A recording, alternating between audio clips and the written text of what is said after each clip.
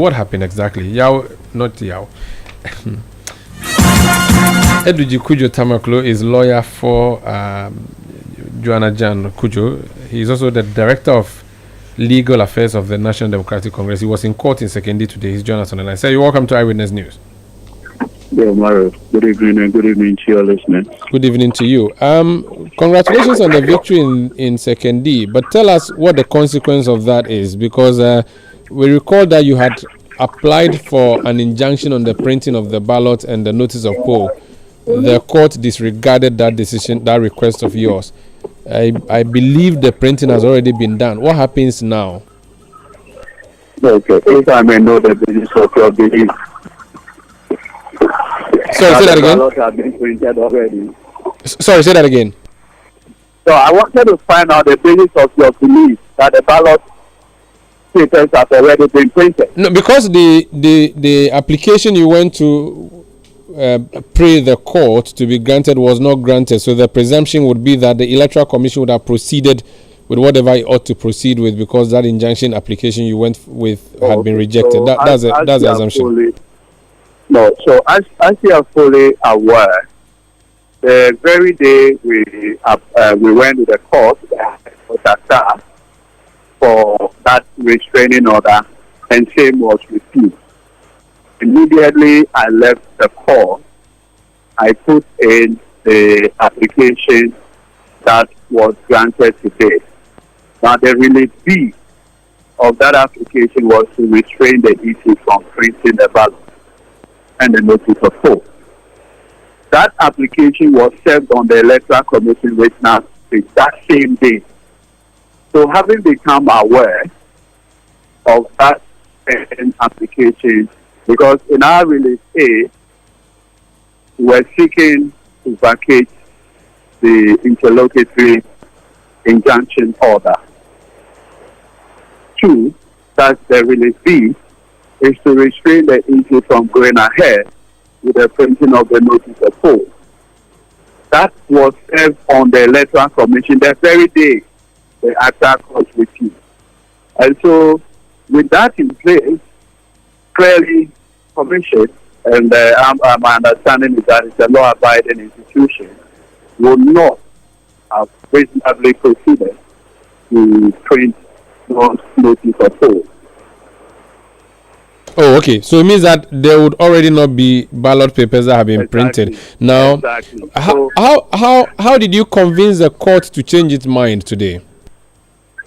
First of all, I need to thank the presiding for at least heeding to the submissions that were made today.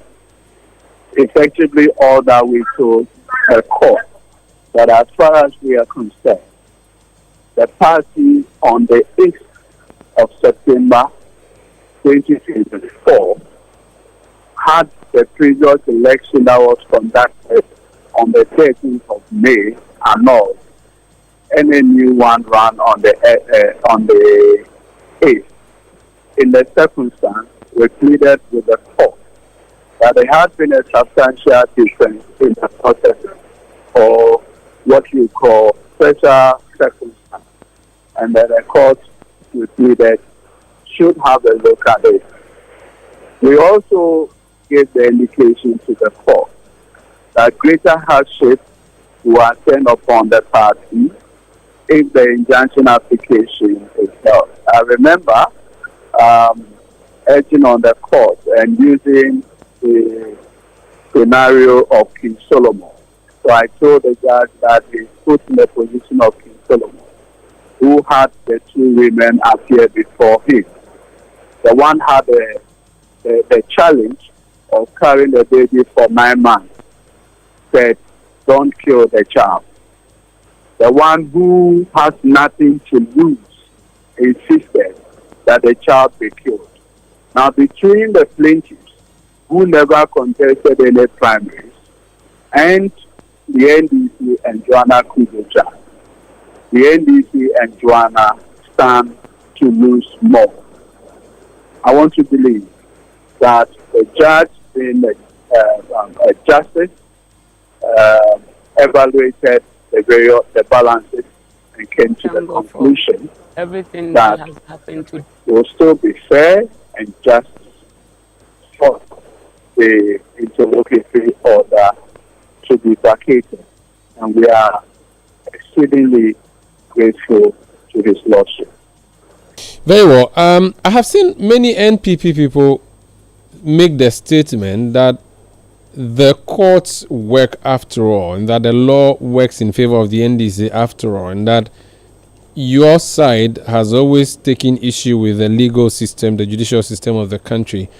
What do you make of this victory for you in Second D versus all what your party members have been saying publicly about the courts? If you can repeat the question again. I'm saying that a lot of NPP people were saying that the victory you have chalked in Second D shows that the judicial system is working, contrary to what a number of NDC members have said in the past, that the judiciary is skewed. I wanted to know how you would respond to such persons. Omaro, I today want to thank the presiding High Court judge in Second D that we made a prayer before him. He heard the prayer and his superior wisdom. We felt that there was merit in the application and said we granted today. I will leave it here tomorrow. But you will not respond to the attacks and accusations against the judiciary, which, based on what happened today, would be unfounded? Attack for who? You know, I'm an officer of the court. I have a responsibility to ensure that the ends of justice and the integrity of the court is always maintained. But I'm equally worried, maybe, when Mo Ibrahim's index points to a certain conversation. It's our collective responsibility. You, my good self, I'm praying earnestly that in the next 2 years, when you become a lawyer, that we'll together continue to work to ensure that public confidence in the judiciary would always go higher.